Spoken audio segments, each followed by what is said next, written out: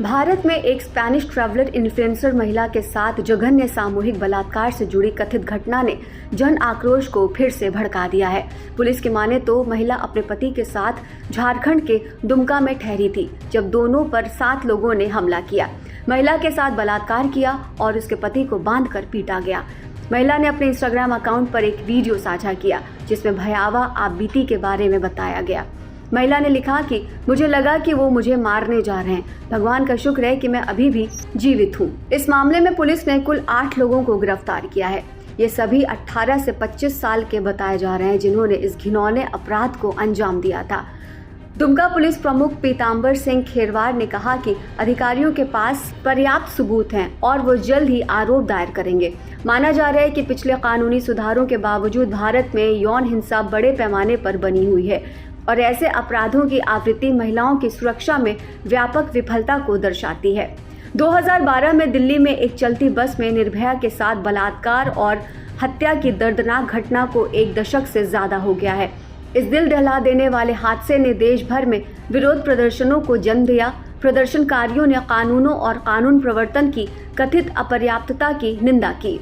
भारत सरकार ने बाद में यौन हिंसा को संबोधित करने के लिए पर्याप्त सुधार लागू किए, जिसमें बलात्कारी के लिए जेल और यहां तक कि फांसी की सजा भी शामिल थी। शुरुआत में इसे भारत के लिए एक संभावित निर्णायक मोड़ के रूप में देखा गया। महिला अधिकार कार्यकर्ताओं का कहना है कि कड़वा सच ये है कि इसमें कम से कम सुधार हुआ है और यौन हिंसाएं बदस्तूर जारी हैं। लिंग आधारित हिंसा को अक्सर व्यापक सामाजिक चिंता के बजाय सिर्फ महिलाओं का ही मुद्दा समझा जाता है, जो इसे संबोधित करने के उपायों में बाधा डालता है। उपलब्ध जानकारी एक गंभीर तस्वीर पेश करती है।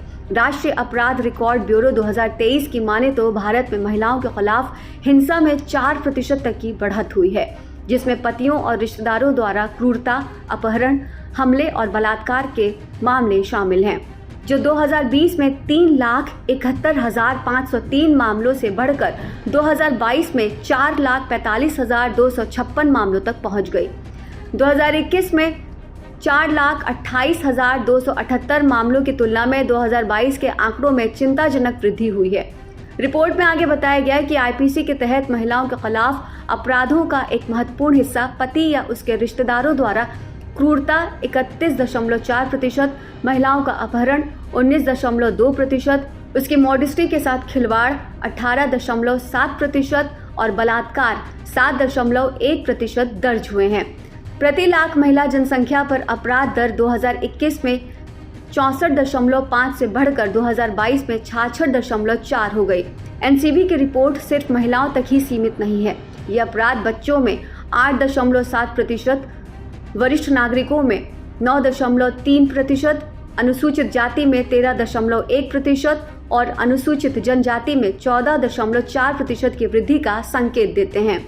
इसके अलावा 2022 में आर्थिक अपराधों में 11.1% की वृद्धि, भ्रष्टाचार में 10.4 की वृद्धि और साइबर क्राइम में 24.4% की हैरतनाक बढ़त देखी गई। साथ ही मेट्रो सिटीज जैसे दिल्ली, मुंबई और बेंगलुरु में भी यही हाल है।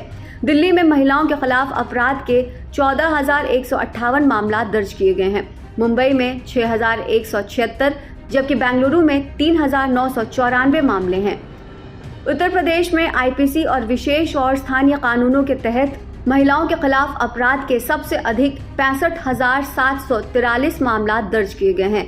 महाराष्ट्र में 45,331 और राजस्थान में 45,058 मामले दर्ज हैं। भारत में सभी महिलाओं को यौन हिंसा का खतरा है और बच्चों को भी अक्सर अपने परिवारों और आसपास के वातावरण में दुर्व्यवहार का शिकार होना पड़ता है। विदेशी नागरिक भी ऐसे अपराधों के प्रति संवेदनशील होते हैं। स्पेनिश पीड़ितों को राज्य की तरफ से दिए मुआवजे को एक सकारात्मक कदम के रूप में स्वीकार किया गया है। ब्रिटेन, संयुक्त राज्य अमेरिका और फ्रांस सहित कई देशों ने हाल ही में यात्रा सलाह जारी कर विशेष रूप से अपनी महिला नागरिकों को भारत की यात्रा के प्रति आगाह किया है। यौन हिंसा की घटनाएं महिलाओं को अकेले यात्रा जैसे स्वतंत्र गतिविधियां करने से रोकती हैं। ये जरूरी है कि समाज इन मुद्दों को गंभीरता से ले।